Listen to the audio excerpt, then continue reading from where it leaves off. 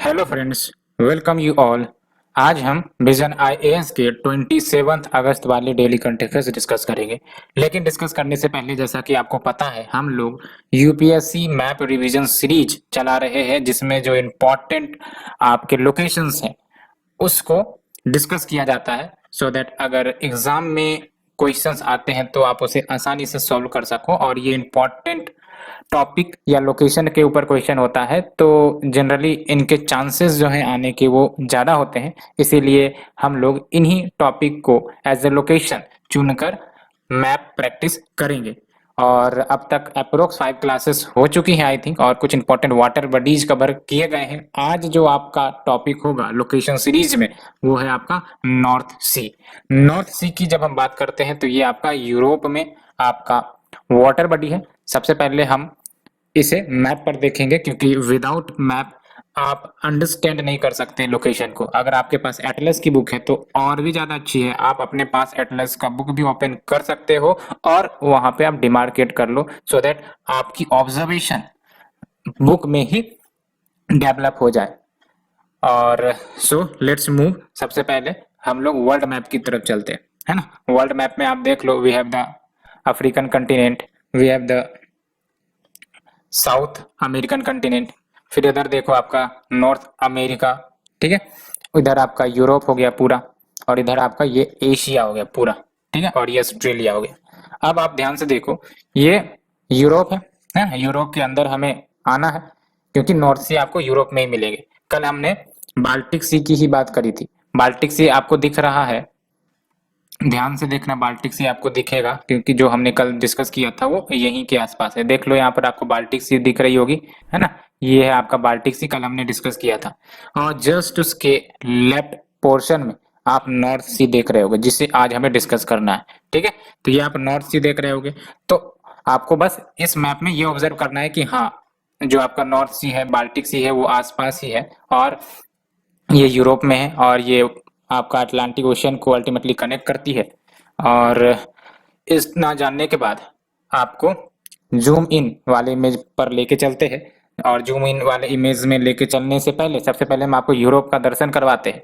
Europe का दर्शन कर लिया आप यहाँ पर। कल हमने बाल्टिक सी यहाँ पर डिस्कस किया था, है ना। और बाल्टिक सी से आप देख लो, इधर को जाएंगे तो हमें नॉर्थ सी मिलेगा, ठीक है। और नॉर्थ सी के आसपास कौन कौन नेशन आपको दिख रहे हैं? यूके दिख रहा है, यूनाइटेड किंगडम दिख रहा है आपको, नॉर्वे दिख रहा है, डेनमार्क दिख रहा है ना। कुछ ऐसे नेशंस आपको दिख रहे हैं। तो इतना डिस्कस करने के बाद अब आपको और जूम इन करते हैं, और जूम इन करने के बाद आपको डायरेक्ट नॉर्थ सी पर पहुंचाते हैं। सो चलिए मेरे साथ इस सफर में, ultimately we will move on North Sea. तो हम लोग डायरेक्ट नॉर्थ सी पर पहुंच गए हैं, और नॉर्थ सी आपका यूरोप में है, जैसा कि मैंने आपको बताया था। क्लियर इमेजेस आपको दिख रही होंगी नॉर्थ सी के बारे में। तो सबसे पहले हम नॉर्थ सी के बॉर्डरिंग नेशंस को डिस्कस करेंगे, ठीक है। सबसे पहले हम लोग क्या करते हैं, डिमार्केट करते हैं नॉर्थ सी के वाटर बॉडीज को, है ना। तो आप ध्यान से चलो, सबसे पहले हम नॉर्वे से शुरू करते हैं। तो ये हमने नॉर्वे को पकड़ा। अल्टीमेटली नॉर्वे का कैपिटल देख लो, ओस्लो पहुंच गए हम लोग। उसके बाद यहाँ देख लो, स्वीडन भी पहुंच गए। देख सकते हो मैप में, आप पूरी दुनिया ट्रेवल कर लेते हो।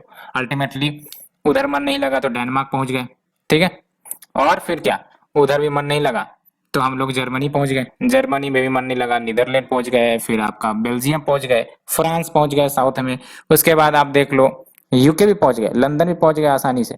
और उसके बाद वहां पर भी मन नहीं लगा तो यूके का ही पार्ट है आपका स्कॉटलैंड, वहां पर भी पहुंच गए, ठीक है। और यूके के कुछ आइलैंड पर भी टहल लेते हैं, जैसा कि सेटलैंड आइलैंड है, और एक और किन्नी आइलैंड भी है, यहाँ पर भी टहल लिए, मजा मस्ती कर लिए, है ना। तो कुछ आइलैंड्स हमने देखे। तो ये हमारा नॉर्थ सी पूरा डिमार्केट हो गया, ईस्ट वेस्ट नॉर्थ साउथ में। तो क्या आप ध्यान देना है आपको, बॉर्डरिंग नेशन ध्यान देनी है। नॉर्वे बॉर्डर करता है क्या? बिल्कुल सही, नॉर्वे बॉर्डर कर रहा है। उसके बाद स्वीडन भी बॉर्डर कर रहा है, ठीक है। और डेनमार्क तो बॉर्डर कर ही रहा है, अलोंग विथ आपका जर्मनी भी बॉर्डर कर रहा है, नीदरलैंड भी बॉर्डर कर रहा है। अल्टीमेटली बेल्जियम, ये जो छोटा सा आप देख रहे हो यहाँ पे, ये बेल्जियम जिसका कैपिटल ब्रसेल है, यहाँ ये भी आपका बॉर्डर कर रहा है।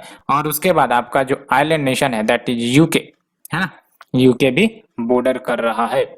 तो इतने सारे नेशंस बॉर्डर कर रहे हैं, ये आपको याद रखने। कौन कौन हो गए? Norway, Sweden, Denmark, Netherlands, Germany, Belgium, France. France देखो छूट गया, छोटा सा नजर आ रहा होगा आपको मैप में, फ्रांस यहाँ पर आप देख लो, है ना।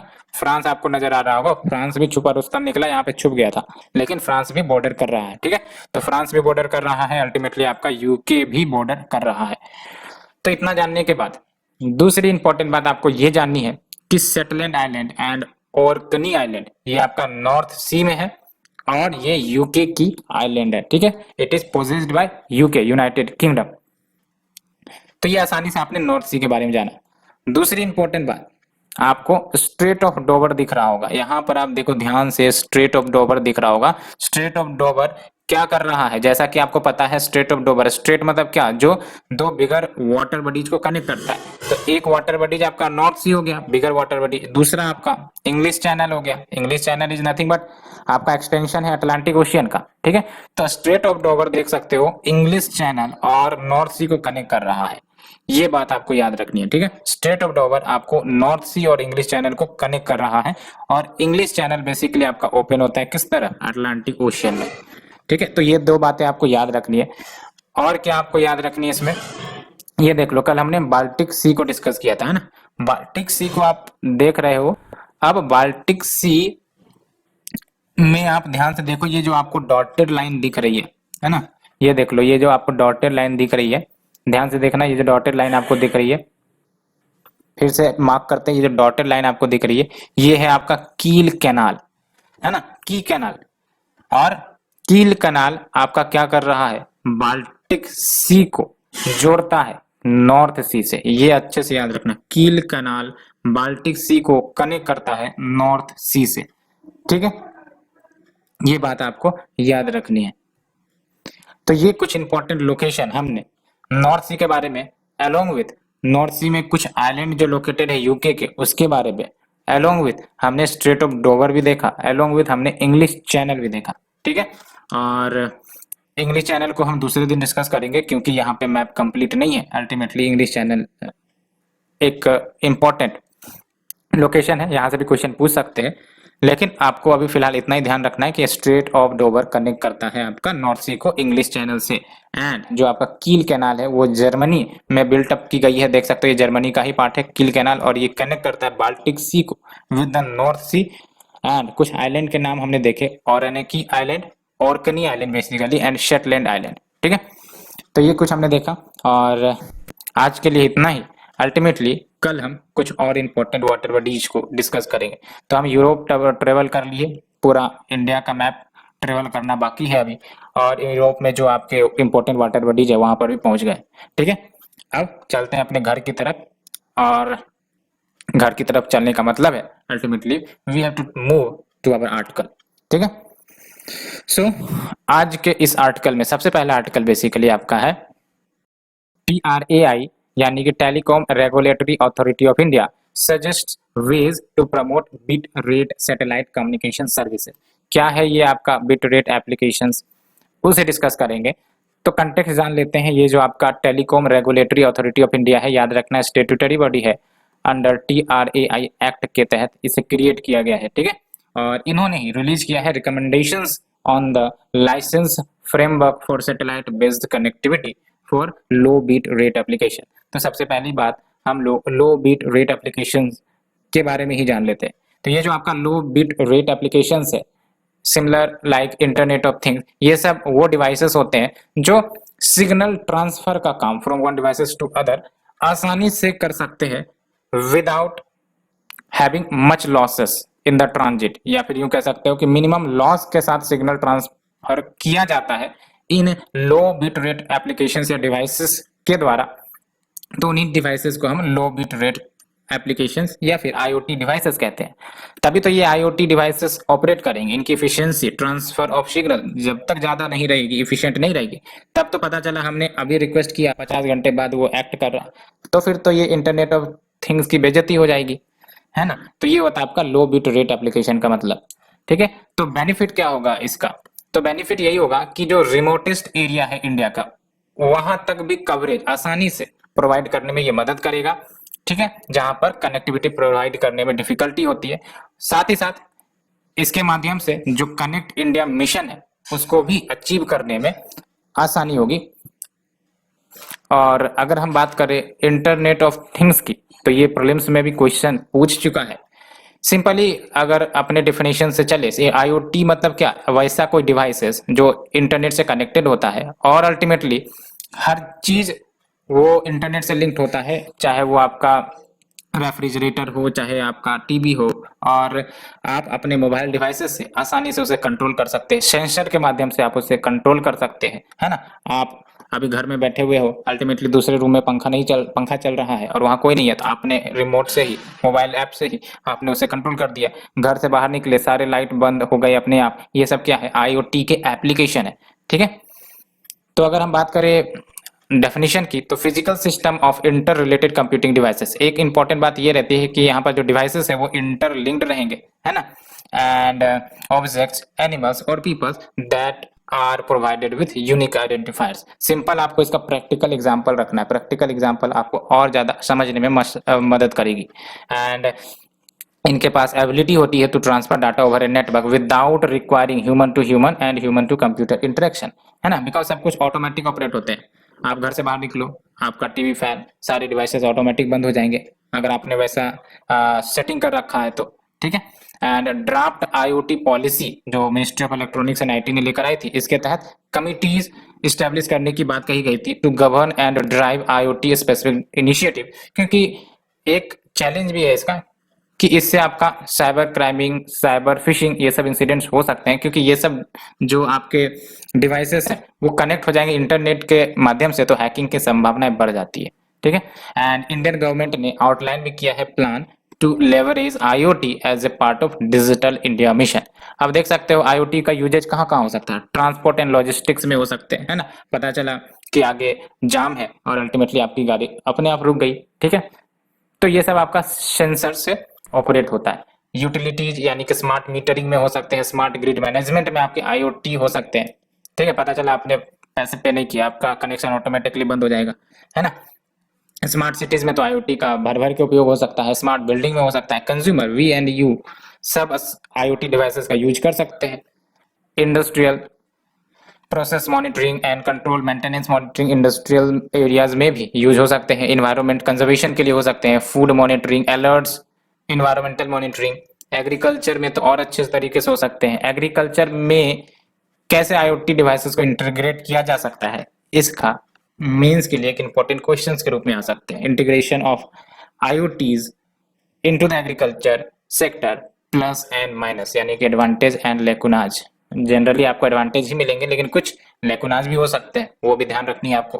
Climate, agriculture monitoring, livestock tracking, ये सब कुछ इंपॉर्टेंट सेक्टर्स हैं। और जनरली आपको ये भी याद रखनी है कि अगर प्रीलिम्स में आईओटी डिवाइसेस के एप्लीकेशन के ऊपर क्वेश्चन आएंगे तो आंख बंद करके ऑल ऑफ द अबव लगा दीजिए, क्योंकि क्या क्या यूजेज होंगे ये एग्जामिनेशन सेटर खुद भी नहीं बता सकता। इसका इनडेफिनिट यूज है, इनफाइनाइट यूज हो सकते हैं डिफरेंट पर्पस में, ये तो अभी इवॉल्विंग टेक्नोलॉजी है, ठीक है। So first article we have discussed. Let's move to the second article. Ministry of Civil Aviation notifies liberalized drone rules 2021.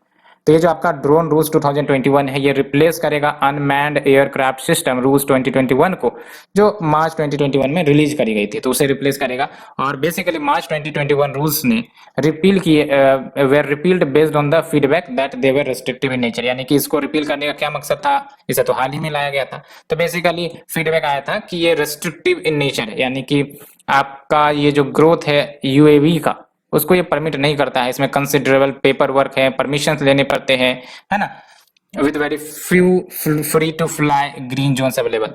तो बहुत ही कम एरियाज है जहां पर ये ओपनली फ्लाई किए जा सकते हैं। तो इन सब के फीडबैक के कारण इसको अमेंड किया गया है, रिपील किया गया है। क्या की प्रोविजन है, सबसे पहली बात तो ये कि अप्रूवल्स लेने की जो रिक्वेस्ट है वो रिमूव कर दी गई है, including unique authorisation number, unique prototype identification number, ये सब लेने पड़ते थे पहले। इन सब के लिए जो अप्रूवल अब हटा दी गई है।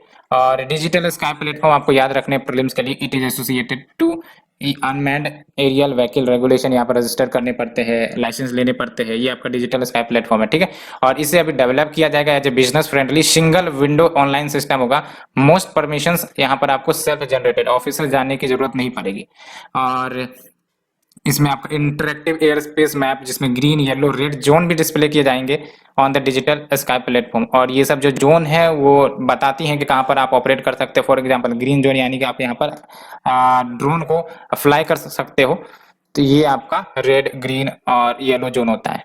एंड सेफ्टी फीचर जैसे no permission no take off, ये भी डाले गए हैं, यानी कि जब तक आप परमिशन नहीं लोगे आप टेक ऑफ नहीं कर सकते अपने ड्रोन को। रियल टाइम ट्रैकिंग सिस्टम भी डाला गया है। जियो फेंसिंग नोटिफाई करी जाएंगे फ्यूचर में, and 6 months will be given for compliance, ठीक है। जियो फेंसिंग का क्या मतलब होता है? आपने एक लोकेशन को फेंस कर दिया। फेंस मतलब क्या? एक डेडिकेटेड लोकेशन है, आपने उसको फेंस कर दिया। जियो फेंसिंग का मतलब एक एरिया को डिमार्केट कर दिया।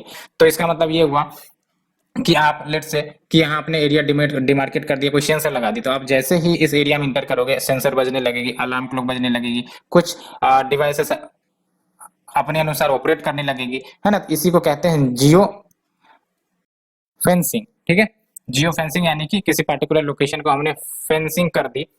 और फिर आगे बात करें तो no restriction on drone operation by foreign owned company which is registered in India, ये इंपॉर्टेंट प्रोविजन है, ठीक है। तो जो ड्रोन ऑपरेशंस करने हैं अगर कोई फॉरेन ओन्ड कंपनी है और वो रजिस्टर्ड इंडिया में, तो ड्रोन ऑपरेशन का कोई रेस्ट्रिक्शंस नहीं होगा। ये कहीं ना कहीं एक इनडायरेक्ट एक संदेश है कि जो आपके ई कॉमर्स वेबसाइट्स है वो भविष्य में ड्रोन का एप्लीकेशन कर सकते हैं टू डिलीवर द प्रोडक्ट्स, ठीक है। एंड आप देख लो import of drones and drone components ये रेगुलेट होंगी by the directorate general of foreign trade. आप हमें बताइए DGFT directorate general of foreign trade किस मिनिस्ट्री के अंतर्गत आती है, ठीक है। Ministry of commerce and industry, ministry of external affairs, किसके अंतर्गत? एंड कवरेज ऑफ ड्रोन्स ये इंक्रीज हुई है 300 केजी से 500 केजी तक, इंक्लूडिंग द ड्रोन टैक्सीज। और ये आप देख लो ड्रोन के एप्लीकेशन है, शिपिंग में यूज हो सकते हैं, है ना। पार्सल डिलीवरी जो ई कॉमर्स वेबसाइट भविष्य में यूज कर सकती है डिफरेंट वेस्टर्न नेशंस में ये यूज भी हो रही है। मैपिंग के लिए भी हो सकता है ना। इंश्योरेंस क्लेम के लिए भी ये हो सकते हैं, as well as event photography. पता चला कि अब फोटोग्राफर बहुत पैसे मांग रहे हैं, अल्टीमेटली आपने ड्रोन उठा के ला दिया, ले भाई फोटो खींच ले, है ना। तो event photography, weather forecast, agricultural field में मॉनिटरिंग कि कहाँ पर पानी गया नहीं गया, कहाँ फर्टिलाइजर गया नहीं गया, वाइल्ड लाइफ मॉनिटरिंग, शेर कहाँ भाग रहा है, कई शेर जो है आपका अपने प्रोटेक्टेड एरिया से बाहर तो नहीं आ रहा है ना, so that animal will life conflict reduce हो सके। लैंड सर्वेइंग ये सब चलते रहते हैं, मूवी फिल्मिंग, ठीक है। आजकल जो मूवी बन रही है उसमें ड्रोन का उपयोग काफी ज्यादा यूज हो रहा है, आपको ही पता है, ठीक है। सिग्निफिकेंस की बात करें तो ये स्टार्टअप्स को मदद करेगा to open up possibilities for innovation and businesses, economic growth specially in India's remote and inaccessible areas, and steps toward India becoming a drone hub, कैसे? बाय 2030। तो ये हमने डिस्कस किया। Let's move to the next article. NITI Aayog releases north eastern region district sustainable development goals index and dashboard 2021-22।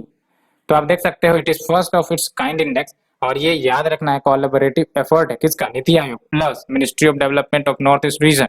Technical support कौन provide कर रहा है? आपका यूनाइटेड नेशन डेवलपमेंट प्रोग्राम, ठीक है। और ये जो रिलीज है इंडेक्स का, it aligns with the approach of taking the SDGs from global से नेशनल टू लोकल, है ना। तो एसडीजी गोल से वो ग्लोबल लेवल पर है, हमें उसको ग्लोबल से नेशनल लेवल पर लेके जाना है, नेशनल लेवल से लोकल लेवल पर जाना है, ये आपका अप्रोच रखता है। एंड ये इंडेक्स जो है वो नीति आयोग के एसडीजी इंडिया इंडेक्स पर आधारित है, और ये परफॉर्मेंस मेजर करेंगे 8 स्टेट्स के जो डिस्ट्रिक्ट्स हैं, अरुणाचल प्रदेश, असम, मणिपुर, मेघालय, मिजोरम, नागालैंड, सिक्किम, त्रिपुरा, ये जो 8 नॉर्थ ईस्टर्न स्टेट्स हैं, ठीक है, उनके परफॉर्मेंस को मेजर करेंगे। एंड डिस्ट्रिक्ट्स को रैंक भी किया जाएगा accordingly to foster the competition among these states, ठीक है। एंड देख लो स्टेट्स और यूटीज को 4 कैटेगरीज में क्लासिफाई किए जाएंगे based on their SDG India indexes को जो भी निकल कर आएंगे, जैसे एस्पिरेंट स्टेट्स, ठीक है, performer, front runner, achiever. And 103 districts ranking के लिए जो ली जाएंगी उसमें से 64 डिस्ट्रिक्ट्स आपका फ्रंट रनर कैटेगरी में, जबकि 39 डिस्ट्रिक्ट्स आपका परफॉर्मर कैटेगरी में देखने को मिला है, ठीक है। और बात करें localisation of SDG goals in India, यानी कि अगर सस्टेनेबल डेवलपमेंट गोल्स को लोकल लेवल पर, ग्लोबल से नहीं लोकल लेवल पर लेके जाए, इसका मतलब क्या है, हम लोग लोकल कम्युनिटी में पार्टिसिपेशन की मदद से एसडीजी गोल्स को इंप्लीमेंट करेंगे, तभी तो लोकलाइजेशन होगा। यानी कि एसडीजी गोल्स अब कोई गवर्नमेंट की नहीं बल्कि लोकल पॉपुलेशन की ये जिम्मेदारी होगी अचीव करने की, ठीक है। इन्हीं को हम कहेंगे लोकलाइजेशन ऑफ एसडीजी गोल, ठीक है। और आप देख सकते हो एसडीजीज लोकलाइजेशन क्या करेगा, 2030 का जो आपका एजेंडा है एसडीजी वाला, उसको लोकल एक्शंस में कन्वर्ट करेगा and impact that contribute to global achievement of SDG. यानी कि अभी तक क्या होता है, टॉप से बॉटम हम लोग पहुंचते हैं, अभी बॉटम से टॉप पर पहुंच सकेंगे। And it addresses the need to integrate all level of governments and stakeholders in elaboration of strategies, use of transformative means of implementation, sounding methods for monitoring and reporting। तो ये हमने discuss किया। और देख लो methodology of the north eastern state district SDG index, कौन कौन से मैथडोलॉजी कैसे यूज किए गए हैं इसे निकालने के लिए। तो फर्स्ट में आपका आइडेंटिफिकेशन, तो इंडिकेटर्स जो चुने गए हैं from the SDG India index based on the state wise acceptability and data availability, इसके आधार पर। उसके बाद नॉर्मलाइजेशन है, उसके बाद वेटेज, उसके बाद इंडिविजुअल गोल स्कोर, उसके बाद कंपोजिट स्कोर निकाला जाएगा। तो ये आपका मेथोडोलॉजी है, ये आप देख सकते हो।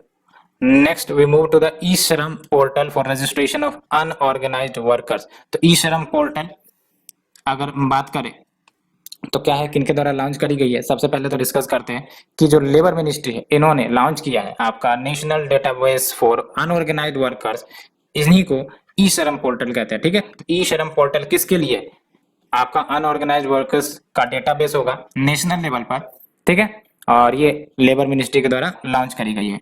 एंड आप कुछ स्टेटस को याद रखना है, डाटा को याद रखने हैं। According to the economic survey 2018-19, 93% जो टोटल वर्कफोर्स है भारत के, वो आपका अनऑर्गेनाइज सेक्टर में सबसे बड़ा चैलेंज वर्कर्स का है ना। 93% ऑफ द टोटल वर्कफोर्स वो आपका अनऑर्गेनाइज सेक्टर में। ये इकोनॉमिक सर्वे का रिपोर्ट मेंस के लिए आप इसे लिख लो कहीं पर, इंपॉर्टेंट है, ठीक है।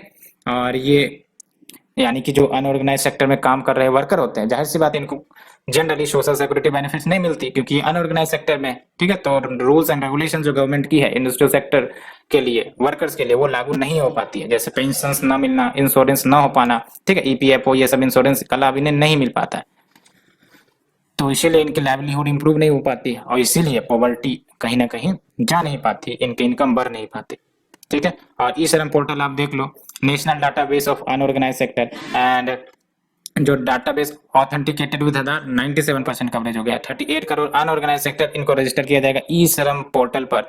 And construction workers, migrant workers, street vendor, domestic workers, milkman, truck drivers, fisherman, agriculture workers, similar other worker, इन सब को इस पोर्टल पर रजिस्टर करवाए जाएंगे। ये है आपका ई श्रम पोर्टल, ठीक है। लेट्स मूव, की फीचर्स क्या है तो देख लो। सारे रजिस्टर्ड वर्कर्स इनको ई श्रम कार्ड इश्यू किया जाएगा जिसमें आपका यूनिवर्सल अकाउंट नंबर होगा और इस नंबर के माध्यम से वो बेनिफिट्स अवेल कर सकते हैं जो भी सोशल सिक्योरिटी स्कीम चलाए जाते हैं गवर्नमेंट के द्वारा, जैसे पीएम श्रम Yogi Maandhan Yojana as well as other scheme. तो इनको बेनिफिट मिलेगा कैसे, क्योंकि ये अब रजिस्टर्ड हो गए तो पता है कि हाँ ये अनऑर्गेनाइज वर्कर्स है, तो जो भी बेनिफिट डालने होंगे डायरेक्टली डाले जा सकते हैं इनको। And provision of accidental cover 2 lakh rupees का अगर डेथ होता है या परमानेंट डिसेबिलिटी होती है, और अगर पार्शियल डिसेबिलिटी होती है तो फिर 1 लाख का। एंड ये जो डाटाबेस है वो रेफरेंस पॉइंट के रूप में, बेस के रूप में सर्व करेगा अथॉरिटीज के लिए कि वो ट्रैक कर सकते हैं, साथ ही साथ अनऑर्गेनाइज वर्कर की समस्याओं को समझ सकते हैं, जो है सॉल्व भी कर सकते हैं, और अगर कभी क्राइसिस आए तो उसमें वो रिलीफ भी प्रोवाइड कर सकते हैं क्योंकि डाटा इनके पास अवेलेबल होगी तो आराम से जो भी बेनिफिट प्रोवाइड करने हैं वो किए जा सकते हैं आसानी से। Unorganised workers social security act 2008 भी चलती है और इसमें डिफाइन किया गया है अनऑर्गेनाइज सेक्टर को एज ए प्रोडक्शन और service sector owned enterprises which is owned by individuals या फिर सेल्फ एम्प्लॉयड वर्कर्स।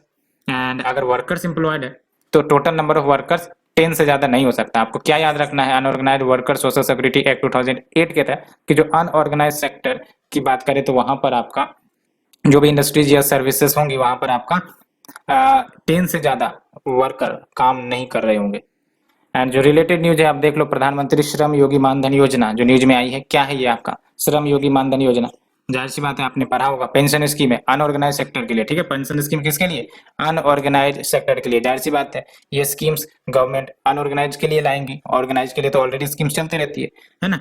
और देख लो ये जो आपका पेंशन स्कीम से फॉर द अनऑर्गेनाइज सेक्टर ये स्टैग्नेशन पॉइंट पर पहुंच गया है।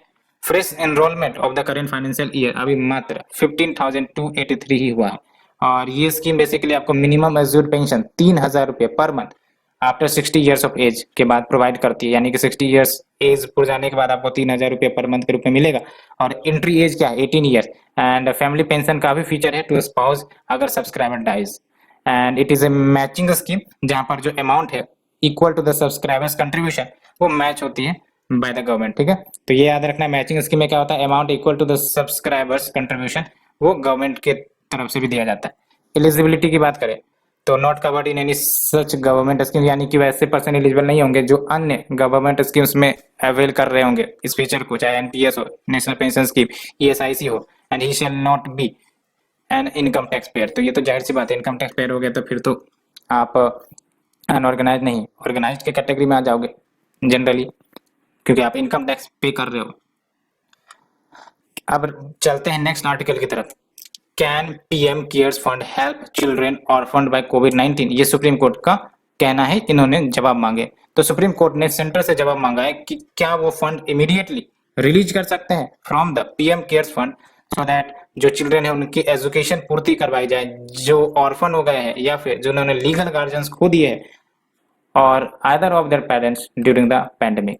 और national commission for protection of child rights ने कहा है कि 9,346 चिल्ड्रेन को इन्होंने अपने वन ऑफ द पेरेंट्स खोए हैं because of the corona virus disease. आप सोच सकते हो इंक्लूडिंग द 1700 यानी कि 1700 जिन्होंने तो दोनों अपने पेरेंट्स को, अपने माता पिता दोनों को खो दिया है ना।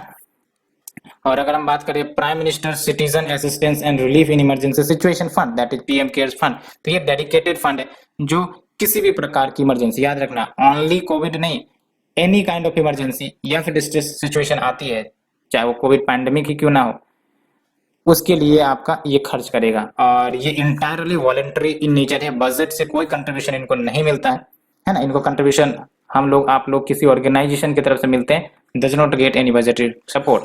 एंड ये जो आपका डोनेशन करते हैं पीएम केयर्स फंड में, तो क्या टैक्स बेनिफिट मिलता है? बिल्कुल सही मिलता है under the income tax act 1961। And जो भी फंड कंपनीज ने अगर दी है तो वो सीएसआर एक्सपेंडिचर के लिए कंसिडर किया जा सकता है अंडर द कंपनीज एक्ट 2013। और प्राइम मिनिस्टर आपके एक्स ऑफिशियल चेयरमैन है पीएम केयर्स फंड के। और ये जरूर याद रखना है minister of defence, minister of home affairs and minister of finance, ये तीनों डिफेंस, फाइनेंस और होम, ये एक्स ऑफिशियल ट्रस्टी है इस फंड के। अब बात करते हैं मेजर्स जो लिए गए हैं फॉर कोविड अफेक्टेड चिल्ड्रेन। तो पहली बात तो PM cares for children scheme लाया गया है for support and empowerment of COVID affected children. And ministry of women and child development guidelines जैसे need to identify the children through outreach, upload their specific needs on the track child portal, temporary rehabilitation of children, ये सब कुछ important measures जो हाल फिलहाल में लिए गए हैं to deal with the COVID affected children. Let's move to the shorter news. Mission Karma Yogi, तो देख लो mission Karma Yogi national programme है for civil services capacity building, यानी कि NPCSCB, national programme for civil services capacity building. क्या काम करेगा? नाम से ही पता चल रहा है, सिविल सर्विसेज कैपेसिटी बिल्डिंग करने का काम करेगा, है ना। To transform capacity building in the bureaucracy through institutional and process reform. 6 pillars पर आधारित है, ये याद रखना है 6 पिलर। जो बड़े बड़े हैं उसको आप इग्नोर भी कर सकते हो प्रीलिम्स के लिए, लेकिन छोटे छोटे जैसे policy framework, institutional framework, competency, है ना, digital learning framework, E human resource management system, monitoring and evolution framework, ये सब आपके 6 पिलर्स है। और ये आपका क्या काम करेगा? It will shift the working and functioning of the civil servant from rule to role, है ना। अभी रूल नहीं, अभी आपको रोल की तरफ जाना है, आपको रोल निभाना है, आपको ड्यूटी निभानी है। सिविल सर्वेंट्स आपको प्रिपेयर करना होगा फ्यूचर चैलेंजेस के लिए, है ना। तो रूल से रोल की तरफ जाया जाएगा under this mission Karmayogi. Next is your Malabar exercise. Indian navy participate कर रही है आपका एक्सरसाइज मालाबार 2021 में, along with US, Japan, Australia, ठीक है। US, Japan, Australia Malabar exercise में ट्रायो पार्टिसिपेट करते हैं, आपको पता होगा, यूएस, जापान, ऑस्ट्रेलिया। तो अगर हम मालाबार एक्सरसाइज की बात करें तो मेरी टाइम एक्सरसाइज है और ये 1992 से ही चल रही है as an India US exercise, लेकिन 2015 में जापान ने ज्वाइन किया था परमानेंट मेंबर के रूप में। तो अब जो है ट्रायो एक्सरसाइज है आपका ये मालाबार एक्सरसाइज। एंड 2020 एडिशन में पार्टिसिपेशन ऑफ ऑस्ट्रेलिया भी हुआ था। तो ये यूनिक है, पहली बार 2020 में ऑस्ट्रेलिया ने भी पार्टिसिपेट किया था। मालाबार 21 ये आपका कॉम्प्लेक्स एक्सरसाइज जैसे anti surface, anti air, anti submarine warfare drill ये सब कंडक्ट कर रही हैं, as well as other manoeuvres and tactical exercises. Next is जो रिजोल्यूशन फ्रेमवर्क 2.0। क्राइसिल के अनुसार there are only few takers डेब्ट रीस्ट्रक्चरिंग फैसिलिटी के लिए which is offered by the RBI under this resolution framework 2.0 and in the time of demand recovery। तो अगर हम बात करें रिजोल्यूशन फ्रेमवर्क 2.0 तो ये मई 2021 में रिलीज करी गई थी। कोविड रिलेटेड स्ट्रेस्ड एसेट्स हैं जो भी इंडिविजुअल्स के या फिर आपका स्मॉल बिजनेसेस के या फिर एमएसएमईज के, है ना, उनके लिए ये आपका फ्रेमवर्क लाया गया था with aggregate exposure of up to 25 crore. And इसमें बेसिकली क्या था, तो facility was available for entities which has not avail benefit under the earlier restructuring framework. तो इनको क्लासिफाई किया गया स्टैंडर्ड अकाउंट्स के रूप में एज ऑन मार्च 31 2021। तो ये कुछ फ्रेमवर्क है। नेक्स्ट जो steering committee for advance local value add and export scale, steering committee for advance local value add and export. तो बेसिकली इसे यानी कि इस कमिटी को पवन गोयनेका के द्वारा हेडेड किया गया है और ये panel basically ministry of commerce and industry के अंतर्गत बनाई गई है। किस लिए याद रखना है इस पैनल के बारे में, स्केल पैनल ही याद रख लो सिंपली, है ना, सजेशन देने के लिए कि कैसे एक्सपोर्ट्स बूस्ट करे जा सकते हैं मैन्युफैक्चरिंग प्रोडक्ट्स के इन द 24 प्रायोरिटी सेक्टर। तो 24 प्रायोरिटी सेक्टर कौन कौन से, auto components, textile, marine products, farm and processed food item, certain electric vehicles, toys and furniture, और भी है, लेकिन 24 प्रायोरिटी सेक्टर्स। एंड इस पैनल ने रिकमेंड किया है गवर्नमेंट को कि भाई गवर्नमेंट साहब आप इंसेंटिवाइज करो मल्टीनेशनल कॉर्पोरेशन को, है ना, यानी कि मल्टीनेशनल कॉर्पोरेशन को इंसेंटिवाइज करो कि वो प्लान सेटअप करे, फिक्स करे इश्यूज को in the existing free trade agreement, and अगर संभव हो तो न्यू फ्री ट्रेड एग्रीमेंट्स भी तैयार करे डिफरेंट नेशन के साथ, ठीक है। एंड नेक्स्ट इज योर मंथन 2021 हैकाथन, और ये आपका यूनिक नेशनल इनिशिएटिव है to identify innovative concept and technology solutions to address the security challenge जो 21st सेंचुरी में देखने को मिल रहे हैं which is faced by the intelligence agencies. And क्या क्या चैलेंजेस फेस किए जा रहे हैं, तो फेक कंटेंट आइडेंटिफिकेशन है ना, सबसे बड़ा चैलेंज ये है, फेक न्यूज, फेक कंटेंट, इन सब का आइडेंटिफाई किया जाए। Predictive cyber crime data analytics, तो इन सब चैलेंजेस का सॉल्यूशन निकाला जाए। और ये ऑर्गेनाइज करी गई है bureau of police research and development which comes under ministry of home affairs in coordination with innovation cell of the ministry of education and AICTE। All India Council for Technical Education is the full form of AICTE। Zero liquid discharge, तो zero liquid discharge क्यों news में है, तो basically अभी world water week 2021 celebrate करी जा रही है। इसी दौरान national mission for clean Ganga ने सेशन होस्ट किया है on zero liquid discharge city. नाम से ही पता चल रहा है क्या है ये zero liquid discharge city. Engineering approach होगा जिसमें वाटर ट्रीटमेंट किए जाएंगे और जो सारे वेस्ट वाटर होंगे, ग्रे वाटर होंगे, इन सब को रिकवर किया जाएगा, एक भी बूंद को एग्जिट होने नहीं दिया जाएगा, सारे को रिकवर कर लिया जाएगा, सारे कंटेमिनेंट्स को रिड्यूस कर दिया जाएगा टू द सॉलिड वेस्ट, ठीक है। And focus of zero liquid discharge क्या है, वेस्ट वाटर को रिड्यूस करे इकोनॉमिकली एंड उससे क्लीन वाटर प्रोड्यूस करें that is suitable for reuse, चाहे वो इरिगेशन पर्पस के लिए हो। एंड इसमें आपका advanced waste water desalination treatment technologies की जरूरत होगी to purify and recycle the virtually all of the waste water produce. नाम से पता चल रहा है जीरो लिक्विड डिस्चार्ज, यानी कि जो भी वेस्ट वाटर रिलीज हो रहा है उसको डिस्चार्ज होने ही ना देना। होने ही ना देने का मतलब है कि अल्टीमेटली उसको फिल्टर कर देना, ठीक है, via various technology. Next is your shown घड़ियाल, तो rampant illegal sand along with uneven flow of water from a dam and illegal construction, इसके कारण घड़ियाल के पॉपुलेशन में कमी आई है। कहां पर, शोन घड़ियाल wild life sanctuary Madhya Pradesh में।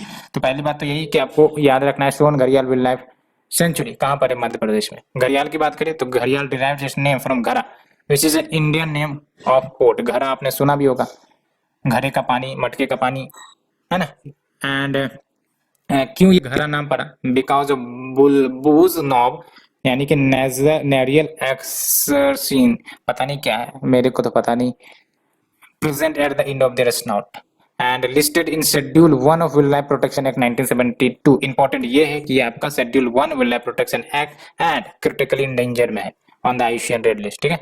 Next is your places in news, तो देख लो चैगोज आइलैंड, सबसे पहले चैगोज आइलैंड ही न्यूज में आ गया। तो चैगोज आइलैंड आपका इंडियन ओशन में आइलैंड है, आर्किपेलागो है, किसका है? मॉरिशस का, ठीक है, मॉरिशस का। तो मॉरिशस ने वेलकम किया है यूनिवर्सल पोस्टल यूनियन के डिसीजन को, जिसके तहत जो ब्रिटिश स्टैम्प्स है जो यूज किए जा रहे हैं अभी चैगोज आर्किपेलागो में, उसको बैन किया है, ठीक है। किसने? यूनिवर्सल पोस्टल यूनियन ने। और ये कौन है आपका universal postal union? United nation की पोस्टल एजेंसीज है, ठीक है। और ऑल दो ये जो मॉरिशस है ये इंडिपेंडेंट हो गया था 1968 में from the British control, from the colony, लेकिन चैगोज आर्किपेलागो अभी भी ब्रिटिश कंट्रोल में है ना। तो ये इसलिए इश्यू चलते रहती है चैगोज आर्किपेलागो का। तो ये जो चैगोज आर्किपेलागो है अभी किसके कंट्रोल में, याद ये रखना है आपको कि ये ब्रिटिश के कंट्रोल में है। And Britain and US operate a joint military base on the island of Chagos, ठीक है। एंड ये देख लो चैगोज मदागास्कर, इधर आप देख रहे हो अफ्रीकन कंट्री है, और अल्टीमेटली उसके नॉर्थ ईस्ट में आपका चैगोज आर्किपेलागो है। मालदीव्स के साउथ में आपका चैगोज आर्किपेलागो है, ठीक है। और मॉरिशस आपका बेसिकली यहाँ पर है। एंड मालदीव्स की बात करें तो रिसेंटली जो कॉन्ट्रैक्ट है for the largest river infrastructure project, that is आपने सुना होगा greater Male connectivity project in the Maldives, ये साइन करी गई।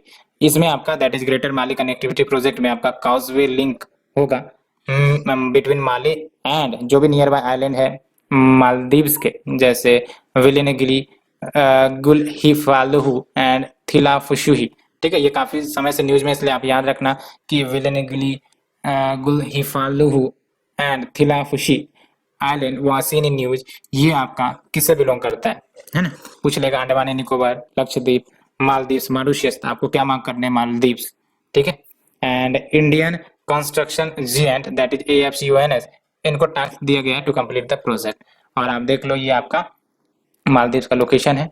एंड ये नॉर्थ से साउथ अलाइनमेंट देख लो इस वे में है। एंड अल्टीमेटली कुछ इंपॉर्टेंट आइलैंड, ये अटोल आइलैंड है बेसिकली। अटोल आइलैंड आपको ही पता है, बीच में आपका लगून हो जाता है ना। एंड ये हमने डिस्कस किया। Let's move to the next one, Jamnagar Gujarat. तो देख लो रीजनल कनेक्टिविटी अंडर उदय देश का आम नागरिक स्कीम, इसको स्टार्ट किया गया है गुजरात के जामनगर में। और जामनगर को छोटी खासी भी कहते हैं, क्यों? Because presence of more than 100 temples here. And Jamnagar is known for its 4 marble Jain temple. कौन कौन से याद रख ले? Vardhman Shah temple, Rishi Shah temple, Seth temple and Vasupujya Swami temple. और इसको गेटवे सिटी भी कहते हैं to one of the 4 Dham, that is Moksha Puri city Dwarka, है ना। And formerly termed as brass city and currently it has the tag of world's oil city due to the presence of world's largest oil refinery here। तो ये हमने आज complete discussion कर लिया इस topic का। होप आप लोगों को क्लियर अंडरस्टैंडिंग हुई होगी। And please like share and subscribe my channel. Thank you friend, thank you very much.